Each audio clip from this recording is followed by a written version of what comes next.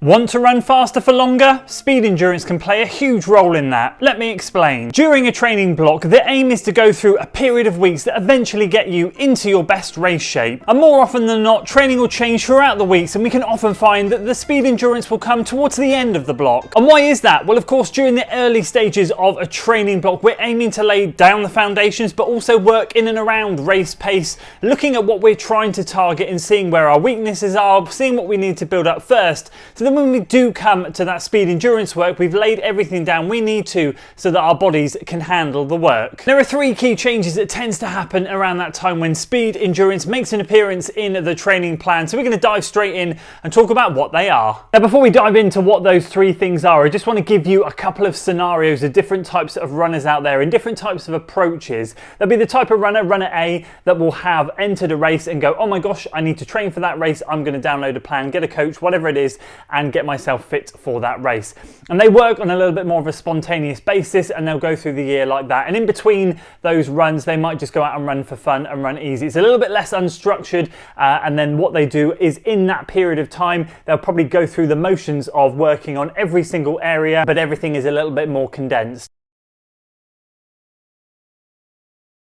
Whereas you'll have other runners, runner B, let's say, someone more like me and a lot of you guys out there as well, you'll kind of plan the year out. So you'll have maybe a spring marathon or a spring half or a spring 10K, 5K, whatever it is, and then you'll move into a different sort of set of training, and then you'll move on to a different set. So every season brings a different stimulus for you. And so therefore, with that type of runner, you have slightly longer to work on different areas of your fitness. And now those definitions are out of the way of those different types of runners. I'm sure there are more types of runners, but now those are out of the way, let's dive in to the point. So the first thing you will notice, and what really helps with speed endurance, is race-specific workouts. Now this is the first thing that you'll notice that will start to creep into the plan, and you can say to yourself, right, it's time to start getting serious. Because what can often happen is we work in and around race pace. We can work slightly faster, slightly slower, and with any race, you'll always get recommendations that you should be working faster, slower, and at race pace throughout your training block anyway. It's just the ratio of those workouts tends to change as you start to funnel down.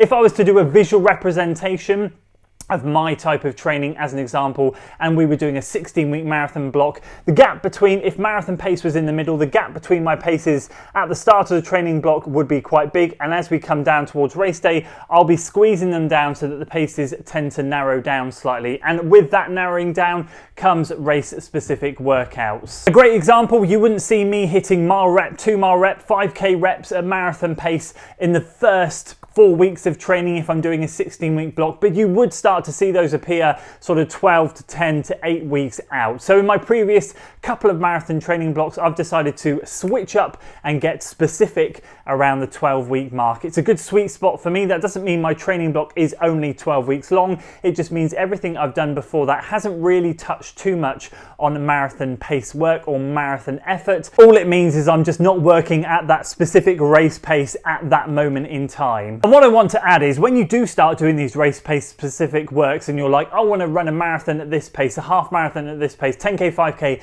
at these paces, don't expect them so far out from the race to feel good, to feel comfortable, or even to think, oh my gosh, can I even hold this for the distance of the race? Because you've got time at that stage, and it's about periodizing your training so that that speed endurance work starts to come in far enough out that you've got time to work on it and make it feel comfortable, but not too far out that you end up overcooking yourself and peaking way too early in the block. And that can often be a massive downfall in so many runners as they start to do too much race pace work too early and they haven't laid the foundations down first, and so they might end up finding that they run some insane tune-up races during the block, but when it comes to the actual big day for whatever that race might be, they're absolutely cooked and they can't deliver on the big stage. So at the end of the day, race pace work tends to be the first sign that the speed endurance stuff is coming. And the second thing that massively improves speed endurance and will definitely help you run faster for longer is actually shortening your recoveries on your workouts. And again, that starts to come in the specific phase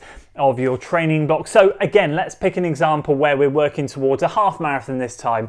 Now in the early stages of your block, let's say we're doing a 16-week training block, the early part of that, you might be doing intervals a lot quicker than half marathon pace. And then just as per the marathon example we used in point 1, we'll be squeezing that down and getting some race pace specific work as we get closer to the race. But in turn with that comes shorter recoveries, because actually when we're doing race pace work for a half marathon, we should be able to hold that for the duration of a half marathon. Therefore, we're not quite working as hard as if we were doing short, fast intervals. If we can picture our heart rate graphs when we're doing interval work with longer recoveries, we're getting a very exaggerated up and down graph all the way along, and that really is helping us work on that top end speed. When it comes to race day performance, we need that to be a little bit more controlled, a little bit less exaggerated, meaning that our heart doesn't get the chance to recover for as long, therefore holding a higher effort for a longer period of time, meaning that that whole session itself, despite not having quite the peaks, is going to be quite intense over the duration. And just like in point 1, you don't expect those sessions to be easy at the start, but as we get closer to the race, we're starting to hope and think that those are going to feel a little bit fitter. They're also a good indication as to whether your race pace, I find anyway, is sustainable or not. It's actually at that moment in time when I start to shrink down the recoveries on some of the workouts that I can work out, can I hold this pace? And if I'm seeing my workouts tail off quite drastically week after week, and I'm not seeing much improvement after 3, 4, 5 weeks, I know that I'm overestimating what my potential goal pace might be. For me, they're just a great workout indicator, a great race pace indicator. You'll see out there are a ton of race pace predictor workouts, and they are great, don't get me wrong, but of course they don't take into account individual factors, that all of us are individual. We all have our strengths, we all have our weaknesses. So you could be a runner that's more naturally gifted with regards to speed, or you could have better endurance, meaning if you're a speed orientated runner, those 5 and 10k times are going to be rapid, but you'll struggle to extrapolate that out over the longer distances. Vice versa, you could be incredible at endurance, but you struggle to get that speed to bring those top end paces down and bring those 5 and 10k times down. So as an example, if you're doing a workout like 3 by 2 miles, that might be a good peak half marathon workout, or even 4 by 2 miles to get 8 miles worth of work done. If those recoveries are say 60 to 90 seconds, then you are onto a winner. If you're doing sort of 3-minute recoveries between those, they're not going to give you the best indication, because you're having a long time to recover in between those workouts. So you can see the difference there. If you've got 3 minutes to recover, you've got plenty of time for your heart rate to come back down and give you a chance to rest and go again. But if you're only taking 60 to 90 seconds, you're not having that long of a time to recover. And then of course, even more advanced option would be to potentially float to those recoveries, which means you're not taking an easy jog, you're having a steady jog in between. And again, if you can nail that, you know you're onto a winner. And finally, the third thing that massively helps your speed endurance, I mentioned it at the end of point number 1, is narrowing your pace ranges down. So in the early part of a training block, as I said, you'll be doing interval work slightly quicker, or not slightly, sometimes quite a bit quicker, and you'll be doing a lot of easy work, of course, and that pace range that you're doing in your training can extend quite a lot. But as you get more race specific, so that funnel narrows,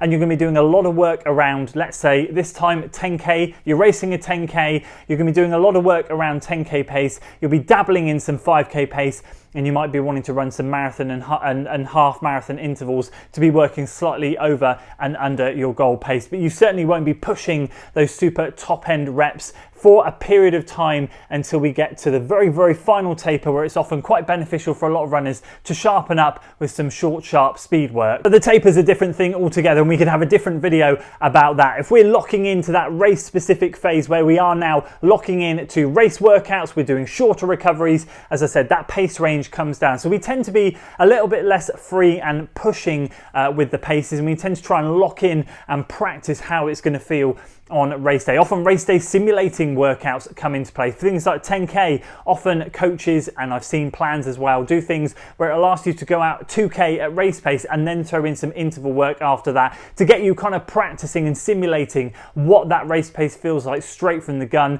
You then know after the 2k, obviously you're gonna feel a bit more tired in training than you will on race day, because you won't have that adrenaline carrying you through. However, you will find that actually it's either too much or you think, oh, do you know what, maybe I could do this on race day. Let's see what we can do with the intervals afterwards. And so of those 3 points, you'll probably see that race specific phase is pretty darn important, but that's where the endurance work really starts to happen. If we shorten those recoveries, practice some race day intervals, and we do narrow that pace range down slightly. I will say that sort of third point with narrowing the pace ranges, that can be dependent on the coach. It's something that I like to do. I know not everyone likes to do it, but I do find it gets you a lot more efficient to where you're aiming to work. It's what I give a lot of my athletes, and it's what I do for myself as well. And all of these things combined tend to offer the brilliant package where you can rock up to race day and feel like you can execute the race plan that you have wanted to and been planning of for a long time. And if you've got any questions off the back of this, please do feel free to drop them in the comments below. Hopefully I've explained everything the best I can, but if not and I've lost you along the way, please do feel free to ask any questions. It'd be great to hear from you down there, and I'd love to know what your favorite race specific workout is when you're building up to your favorite goal race. Do let me know. It'd be great to hear from you down there. That's it from me today, guys. I hope you enjoyed this one. If you did, please do consider giving it a like, share it with your friends, and of course subscribe to the channel for weekly running content. I'll see you on the next one. Go! Go! Go!